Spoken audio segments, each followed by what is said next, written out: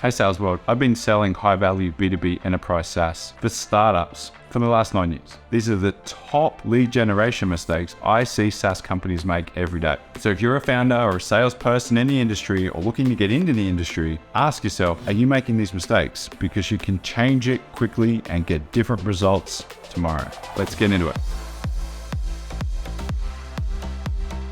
So one of the biggest mistakes I see companies make when it comes to lead generation is they approach lead generation from their own perspective. So when you think of a sale, there's always two sides to a sale. There's us selling and the purchaser buying or our client buying. So most people will approach a sale saying, hey, I work for company X. We do this. I would love to talk to you about what we solve. Of course you would. Well, why do they care about that? What's in it for them? You're essentially asking them that you want to talk to them and you have no consideration about what's important to them on their side of the fence. When you think about a sale, no sale can exist until someone decides to buy. The client has the power. They decide whether a sale goes ahead or a sale doesn't. There are products and services that are in such high demand, they're oversubscribed, and then the seller has the power. But in the majority of cases, it's the buyer that has the power. It makes sense to structure your lead generation for the person who's receiving the message. For instance, you may be experiencing these problems inside your business. If so, we at company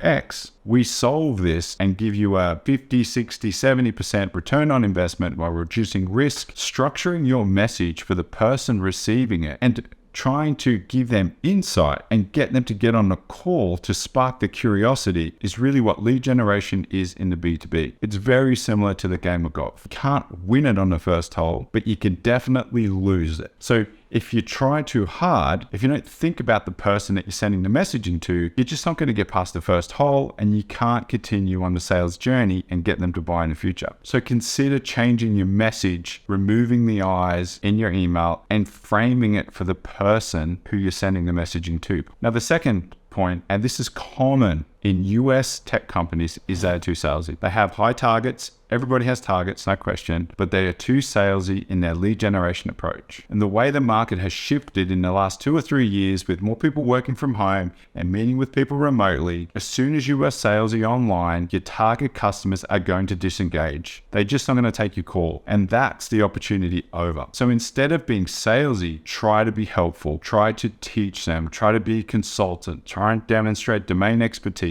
and give them the confidence to let you lead them to better outcomes. Now think about it. SaaS companies is sales as a service. What service are you going to provide? How are you going to help their business? And approach lead generation from that frame, and you'll be far better at producing the results than you would be if you were acting too salesy. The customer has way too much power and control these days.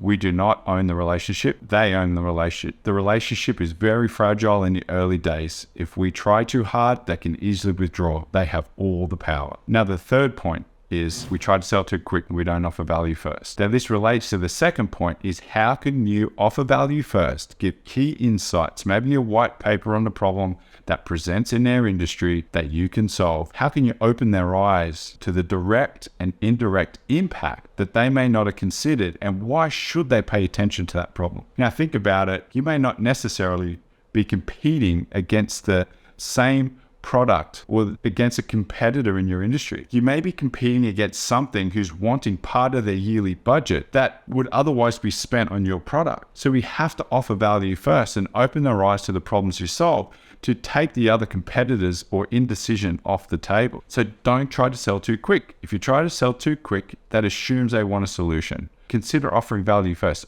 Open their eyes to the problems in their business that are not costing them $10,000, but maybe costing them $30,000 or $50,000 of indirect costs. So you have a better chance of selling your solution inside there once they understand the true context of the problems that you solve. Now, the fourth point, this is particularly overlooked on online sales. Salespeople or lead generation experts or SDRs, whatever you want to call them, don't think it's important to build rapport first. It is 100% not true. We must build rapport. Now, we can build rapport in a number of different ways. We can do it with small talk. We'll only get you so far. We can demonstrate domain expertise and position ourselves as an industry expert. We can show that we've done our research on that business. And this is more important as your ticket price increases. So if you can demonstrate your domain expertise and show them something about the problem they may not have been aware of, or you can demonstrate you're solving the problems for other businesses similar to theirs, you go a long way to building rapport. You still have to build rapport on an interpersonal level. It's a great way to start building rapport in lead generation, whatever strategy you implement. If someone is ever going to engage you, whether it's in a conversation or buying your product, they're going to want an outcome. Give them value first, and we can do that by building rapport in the first instance and demonstrating domain expertise. Now, the fifth and probably the most common mistake I see most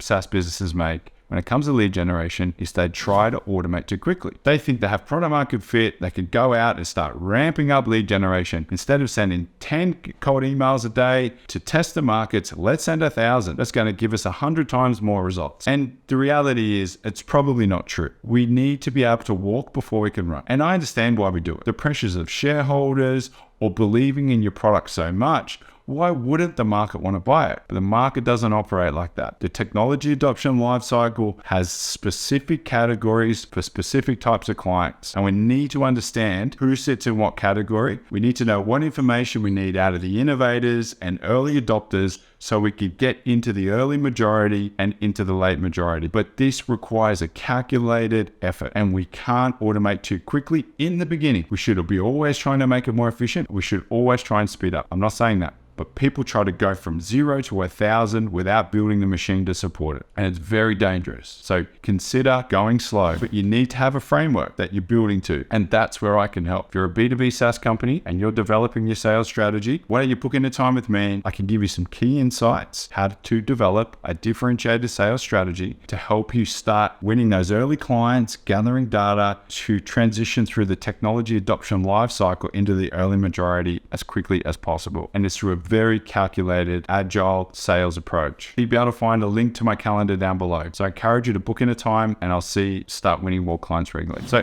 there you have it. Now, if you like the video, please like and subscribe. I'll be releasing regular content. Now, if you're in this industry, I'd love to know in the comments, are you making any of these mistakes? What's been the consequence? And what's more importantly, how have you changed it? And what are the results you're getting as a result? So thanks a lot. See you next time. Bye.